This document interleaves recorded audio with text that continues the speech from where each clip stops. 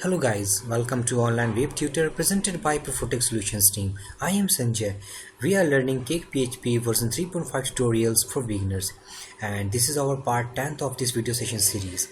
तो इसके पिछले वाले वीडियोस में गाइस हमने काफ़ी कुछ देखा हुआ है Cake PHP वर्जन 3.5 में, और इस वीडियो सेशन में हम ये डिस्कस करेंगे कि हेल्पर्स क्या होते हैं। Basically guys from our 11th part means अगली आने वाली वीडियो में हम ये देखेंगे कि हम एक सिंगल पेज वेबसाइट को केक पीएचपी के थीम में कैसे कन्वर्ट करते हैं। ठीक है, तो उसके लिए हमें कुछ सीखना ज़रूरी है, जिसके लिए मैंने वीडियोज़ बनाई है, क्योंकि वो जो टेम्पलेट हम कन्वर्ट करेंगे उसमें कुछ HTML हेल्पर्स हम यूज़ करने वाले हैं। तो मैं आपको एक ओवरव्यू देना चाहता हूँ कि कौन कौन से ऐसे मेथड्स हैं हेल्पर्स की जो कि हम यूज़ करने वाले हैं। ठीक है, वैसे तो हम हेल्पर्स के बारे में उसके अगले आने वाली वीडियोस में हम काफ़ी डिस्कस करेंगे, साथ ही साथ हम अपने कस्टम हेल्पर्स भी बनाएंगे। तो उसके पहले हम सोचते हैं कि छोटा सा एक मिनी प्रोजेक्ट बना लें। इसके लिए हम थोड़ी सी हेल्पर्स की ओवरव्यू ले लेते हैं। ठीक है, तो बेसिकली जो हेल्पर्स यूज़ होंगे हमारे उस टेम्पलेट डिज़ाइनिंग में, उसमें बेसिकली हम HTML हेल्पर यूज़ करेंगे। ठीक है, तो अभी तक गाइज हमने ये आप देख सकते हो, यही वेबसाइट अभी तक हमने छोटी सी पेज बनाई हुई है। और वापस जाते हैं अपने एडिटर पे, तो ये रहा गाइस जो कि हमने अभी तक बनाया हुआ है प्रोजेक्ट केक PHP 3.5 सेटअप किया हुआ है। और लास्ट वीडियो सेशन में हमने लेआउट्स देखा था और उनके कुछ रीयूजेबल कोड्स को हमने एलिमेंट्स के जरिए अलग किए थे। ठीक है, तो बेसिकली जो भी काम हमने अभी तक किया हुआ है वो या तो एलिमेंट्स रिलेटेड है। यहाँ हमने दो एलिमेंट सेक्शंस बनाए थे हेडर और फुटर के नाम से, एज वेल एज हमने अभी तक अपना कस्टम लेआउट बनाया हुआ है OW2 layout.ctp। और उसके बाद हमने अपना कंट्रोलर के अंदर कुछ मेथड्स के हमने फाइल्स बनाए हैं। तो ये अभी तक की सेशंस हमने अभी तक देखी हुई है। ठीक है, तो अगर आप बिगिनर हो गाइस इस वीडियो सेशन में, तो मैं आपको बता दूं कि आपको प्रीवियस वीडियो सेशंस देखना काफ़ी ज़रूरी है, क्योंकि तभी आपको ये वीडियो सेशन अच्छे समझ में आएगी। ठीक है, तो हम इस वीडियो सेशन में देखते हैं कि ऐसे कौन कौन से हेल्पर्स हैं जिनको हम यूज़ करने वाले हैं अपने थीम कन्वर्जन में। तो उसको देखने के लिए गाइज हम अपने default.ctp फाइल खोल लेंगे, जो कि वर्ड केक PHP प्रोवाइड करती है अपने डिफ़ॉल्ट लेआउट के तरीके से। ठीक है, तो इसे हम खोल लेते हैं। तो जब आप इसे नीचे स्क्रॉल करोगे तो आप देखोगे कि इसने HTML हेल्पर यूज़ किया हुआ है। ये गाइस हेल्पर है। ठीक है, इस हेल्पर के अंदर ये एक मेथड डिफाइन है, और ये हेल्पर हमारे इस एप्लीकेशन में कहाँ एग्जिस्ट करती है। अगर इसके कोड को हम देखना चाहें, सपोज कि कैरसेट मेथड की क्या कोड इन्होंने प्रोवाइड करी है, तो हम वो भी देख सकते हैं। तो उसके कोड को देखने के लिए आपको वेंडर फोल्डर के अंदर जाना होगा। वेंडर फोल्डर के अंदर आपको केक PHP के अंदर, उसके अंदर फिर केक PHP के अंदर, SRC के अंदर, फिर उसके बाद व्यू के अंदर, और व्यू के अंदर जाने के बाद आपको एक हेल्पर्स नाम की फोल्डर दिखेगी। ठीक है, जस्ट क्लिक ऑन दैट। आप जैसे ही क्लिक करोगे तो आप देख सकते हो यहाँ पर HTML helper.php फाइल इन्होंने प्रोवाइड करी है। ठीक है, इसको हम क्लिक करके खोलते हैं। जैसे ही आप क्लिक करके खोलोगे और अपने जो मेथड आपको सर्च करना है, अगर वो सर्च करोगे, जैसे मुझे कैरसेट सर्च करना है, ठीक है, तो मैं फाइंड करता हूँ उसे। तो आप देख सकते हो ये वो मेथड है जो हमने सर्च करी थी। ठीक है, तो उसी तरीके से इन्होंने और भी मेथड्स लाइक जैसे मेटा, CSS और स्क्रिप्ट भी एक मेथड इन्होंने प्रोवाइड करी है, जिससे कि हम जावास्क्रिप्ट फाइल्स को अटैच करते हैं। ठीक है, तो बेसिकली हम ये जानते हैं गाइस कि कैरेक्टर सेट और charset method, meta method, CSS method और एक स्क्रिप्ट मेथड है, वो बेसिकली कहाँ पर यूज़ करते हैं और क्यों यूज़ करते हैं। ठीक है, तो उसके लिए सबसे पहले हम क्या करते हैं गाइस, जो कि हमने अपने कंट्रोलर में जो हमने पाथ दिया हुआ है अपने कस्टम लेआउट का, उसे हम चेंज करके वापस से हम कमेंट कर देते हैं। तो जैसे ही हम इस लाइन को अगर कमेंट करते हैं तो ये डिफ़ॉल्ट लेआउट अब यूज़ करने लग पड़ेगी। ठीक है, और वो डिफ़ॉल्ट लेआउट यही है default.ctp। ठीक है, तो अब हम रिफ्रेश करते हैं अपने फ्रंट एंड को। तो आप देख सकते हो गाइस हमने वापस से वही default.ctp फाइल अब इनेबल कर दी हुई, जो कि हमने लास्ट वीडियो सेशन में कमेंट की थी। ठीक है, तो अब हमारा जो लेआउट है, और आप कह सकते हैं जो हमारी कंट्रोलर अभी अपने मेथड्स के लिए जो लेआउट यूज़ कर रही है, वो है default.ctp। ठीक है, तो हम अब देखेंगे गाइस कि ऐसे कौन सी चीज़ है जिससे हमें समझने की ज़रूरत है इस वीडियो सेशन में। ठीक है, तो पहले हम बात करते हैं कैरसेट मेथड की। तो अगर आप इसके कोड को इंस्पेक्ट करोगे, means just you need to press Ctrl U। Control U जैसे प्रेस करोगे आपको ये कोड्स दिख जाएंगे। ठीक है, तो आपको अब ये देखना है कि ये जो कैरसेट मेथड हमने जो यूज़ किया हुआ है इस लेआउट में, इसका क्या रोल है। ठीक है, तो आप देख सकते हो ये व्यू पोर्ट के ऊपर है, जस्ट हमने इस फंक्शन को यूज़ किया हुआ है। तो ये रही वो व्यू पोर्ट, और आप देख सकते हो ये रहा वो कोड जो कि इस मेथड ने जनरेट किया हुआ है, मीन्स मेटा टैग कैरसेट UTF-8। ये कोड है जो कि उस मेथड को यूज़ करने से जनरेट हुई है। ठीक है, मैं थोड़ा फॉन्ट साइज बढ़ा देता हूँ ब्राउज़र की। तो ये रही वो कोड जो इसने जनरेट करी है। साथ ही साथ अब जो नेक्स्ट मेथड है वो है मेटा, और ये आइकन जस्ट टाइटल टैग के नीचे है। ठीक है, तो इसे भी देख लेते हैं हम। तो टाइटल टैग हमारा ये हो गया, और ये रही वो आइकन कोड गाइस जो कि उसने जनरेट करी हुई है। और बेसिकली ये कोड जो है वो हमारे आइकन्स को शो करती है। आप देख सकते हो इसके ऊपर आइकन में एक केक का सिंबल है जो कि बेसिकली इन्होंने यूज़ किया हुआ है। अगर हम इस पर क्लिक करते हैं तो आपको वो सिंबल आपको दिख जाएगी यहाँ पर। ठीक है, तो नेक्स्ट मेथड देखें वो है CSS मेथड, HTML हेल्पर की CSS मेथड। इसे हम यूज़ करते हैं बेसिकली गाइस अपने CSS फाइल को अटैच करने के लिए हमारे लेआउट फाइल में। ठीक है, तो हम जाते हैं कोड सेक्शंस में, तो आप देख सकते हो कि इन्होंने अपनी CSS फाइल्स जैसे कि base.css, cake.css, इन्होंने इन फाइल्स को अटैच किया हुआ अपने लेआउट के साथ बाय यूजिंग HTML हेल्पर। और HTML हेल्पर में कौन से मेथड को यूज़ किया हुआ इन्होंने? CSS मेथड को। ठीक है, तो आखिरकार ये फाइल्स कहाँ एग्जिस्ट करती हैं? हमारे केक PHP फोल्डर में। ठीक है, तो हम वो भी देख लेते हैं। तो इन सारे फाइल्स और फोल्डर्स को क्लोज कर देंगे पहले हम। तो हमने क्लोज कर दिया हुआ है। तो ये सारे फोल्डर्स, ये सारे जो फोल्डर्स होते हैं गाइज, हमारे CSS फाइल्स, हमारे फॉन्ट के फाइल्स, जावास्क्रिप्ट फाइल्स, ये सारे एसेट्स फोल्डर के अंदर होते हैं, और ये एसेट्स फोल्डर वेबरूट के अंदर एग्जिस्ट करते हैं। ठीक है, तो अब आप वेबरूट के अंदर जा सकते हो। ये रही आपकी webroot folder, just click on that.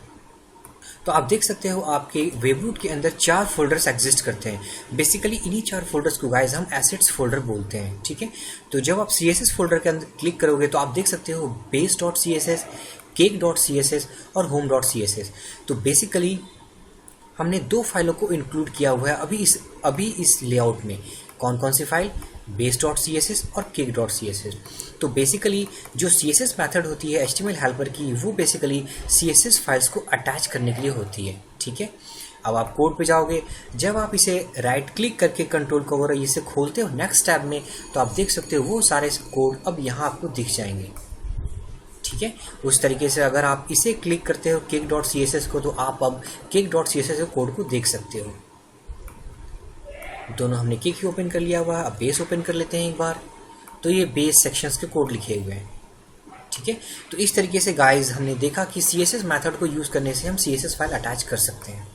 ठीक है, तो गाइज अभी तो फिलहाल इस लेआउट में कोई स्क्रिप्ट मेथड यूज़ नहीं हुई है, फिर भी हम देख लेते हैं कि स्क्रिप्ट को कैसे अटैच करते हैं। ठीक है, तो स्क्रिप्ट को अटैच करने के लिए आपको जो यूज़ करना है वो है दिस HTML हेल्पर, और साथ में आपको यूज़ करना है स्क्रिप्ट मेथड। ठीक है, और यहाँ पर आपकी उस JS फाइल की नाम देनी होगी जिसे आपने यूज़ करना है। ठीक है, तो मैं चाहता हूँ कि JS फोल्डर के अंदर अभी तो फिलहाल कोई फाइल नहीं है, जस्ट हम एक फ़ाइल बना लेते हैं इसके अंदर, और इसका नाम देते हैं सपोज script.js।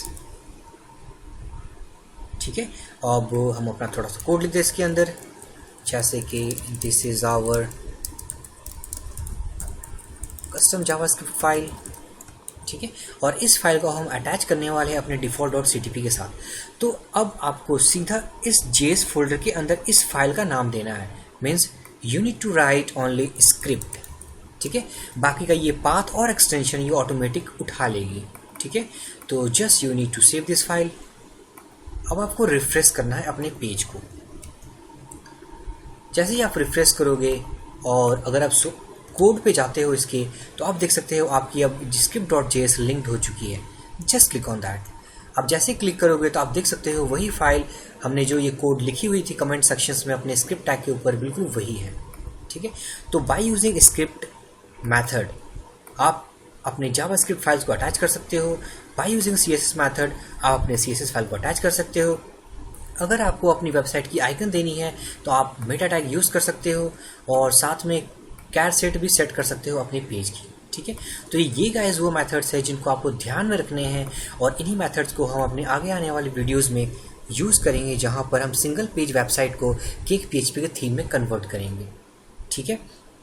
साथ ही साथ गाइस मैं आपको एक और चीज़ बता दूं, और वो बहुत ही इंपॉर्टेंट है। सपोज़ आपको अगर इमेज अटैच करना हो आपको अपने मीन्स प्रोजेक्ट एप्लीकेशंस में, और आगे आने वाली वीडियो में शायद हम इमेज भी यूज़ करेंगे, तो इमेज को एक्चुअली प्रेजेंट करने के लिए और रिप्रेजेंट करने के लिए, और आप कह सकते हो अपने एप्लीकेशन को यूज़ करने के लिए, इमेज को पाथ देना होता है, ठीक है, कि वो इमेज आपकी कहाँ लोकेट है आपके एप्लीकेशन में, तभी वो इमेज हम शो कर पाएंगे अपने वेबसाइट में। तो इमेज को URL में कैसे कन्वर्ट करते हैं वो भी हम देख लेते हैं। तो बेसिकली गाइस इमेजेस को, जो कि इमेज इस फोल्डर के अंदर होते हैं, इमेज फोल्डर के अंदर, ठीक है, अगर इस इमेज को अगर आपको अपने एप्लीकेशन में शो करना हो तो आपको इस इमेज की लोकेशंस रखनी होगी, ठीक है। तो उन इमेज की लोकेशंस कैसे रखते हैं, और मैं आपको एक राउटर क्लास की एक URL स्टैटिक मेथड के बारे में हम डिस्कशन करते हैं, ठीक है, कि हम URL कैसे गेट कर सकते हैं अपने एप्लीकेशन की। तो आपको अपने URL को गेट करने के लिए आपको राउटर क्लास को इनहेरिट पहले यूज़ करना होगा, ठीक है। तो just we need to use cake routing, okay, and now you need to use router here, ठीक है। तो ये हमने अपने अब उस क्लास को यूज़ कर लिया हुआ है। अगर इस क्लास को अगर हम सर्च करें कि वो कहाँ एग्जिस्ट करती है, तो जस्ट आपको वेंडर फोल्डर के अंदर जाना है, ठीक है। वेंडर फोल्डर के अंदर वही सेम केक PHP SRC के अंदर, और इसके अंदर आप सर्च कर सकते हो राउटिंग, ये देख सकते हो यहाँ राउटिंग के अंदर अब राउटर क्लास आपको शायद दिख जाए, ये रहा हमारा राउटर क्लास, ठीक है। इसी को इनहेरिट करना है और इसके स्टैटिक फंक्शन URL को यूज़ करना है। ये रही वो स्टैटिक मेथड जिसे हम यूज़ करने वाले हैं, ठीक है। तो हम जाते हैं अपने फाइल में, और वो कंट्रोलर हमने ये बनाया हुआ है। तो आप कैसे यूज़ करोगे, तो सपोज़ मैं एक वेरिएबल में उसे स्टोर करना चाहूँगा, तो मैं उसे पहले डिक्लेयर कर दूँ ऊपर,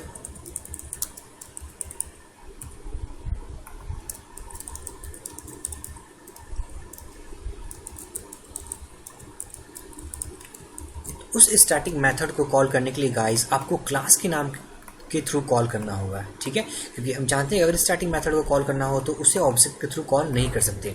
तो just we need to call that method by the help of its class name by using scope resolution operator, ठीक है। और इसके अंदर गाइस आपको 2 पैरामीटर पास करने होंगे।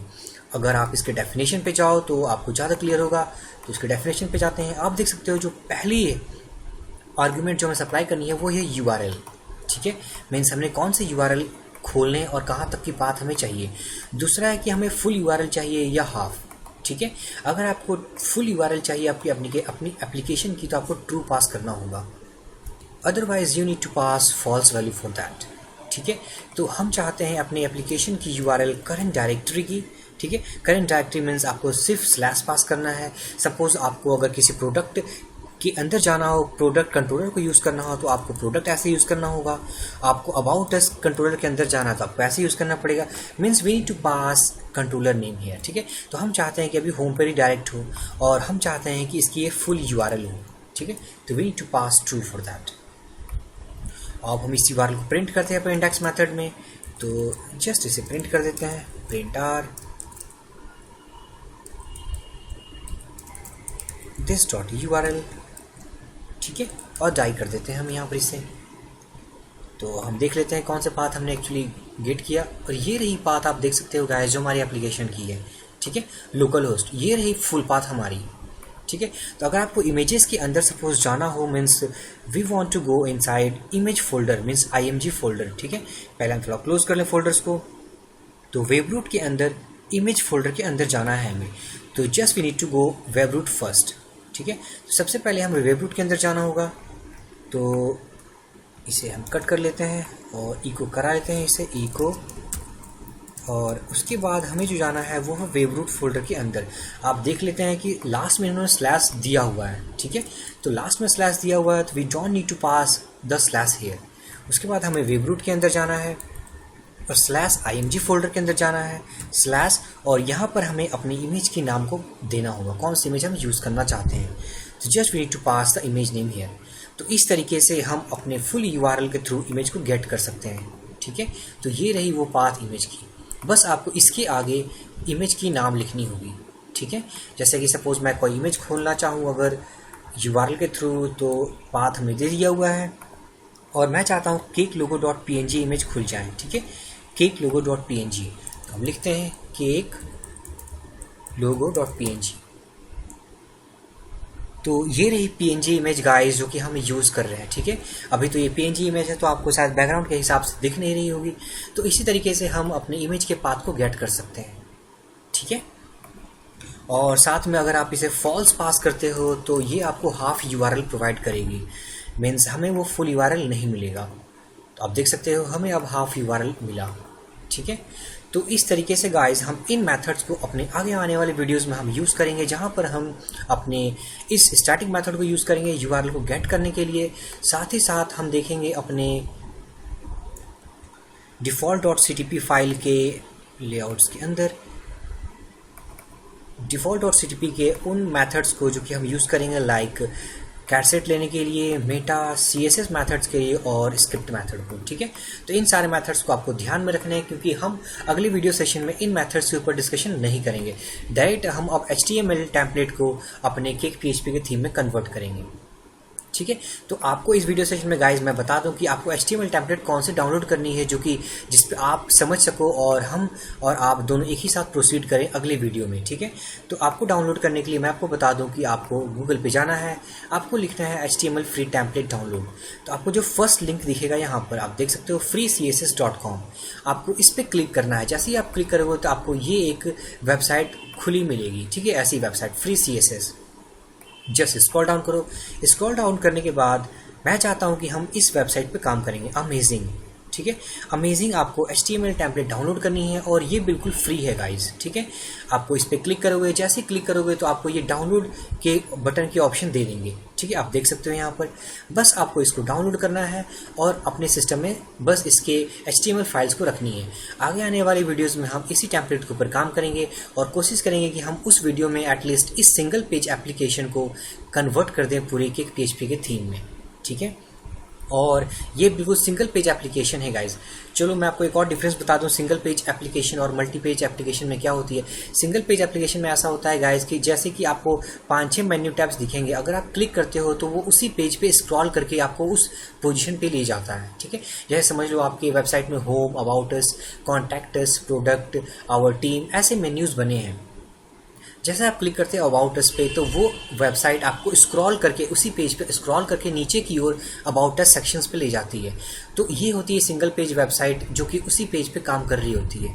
लेकिन अगर मल्टी पेज वेबसाइट की बात करें तो आप जैसे क्लिक करोगे अबाउट अस तो वो एक अलग URL अलग पेज पे ले जाती है, ठीक है। कॉन्टैक्ट पे क्लिक करोगे तो वो कॉन्टैक्ट अस एक अलग URL होगा, तो वो होती है मल्टी पेज वेबसाइट। तो हम इसके बाद वो उस वीडियो को देखेंगे कि हम उसमें क्या यूज़ करते हैं और कैसे करते हैं। तो नेक्स्ट वीडियो session में guys we will discuss about how we convert a single page application in Cake PHP theme. Okay guys, so if you have any query about this video session guys, then please drop your comment. I will give my reply as soon as possible.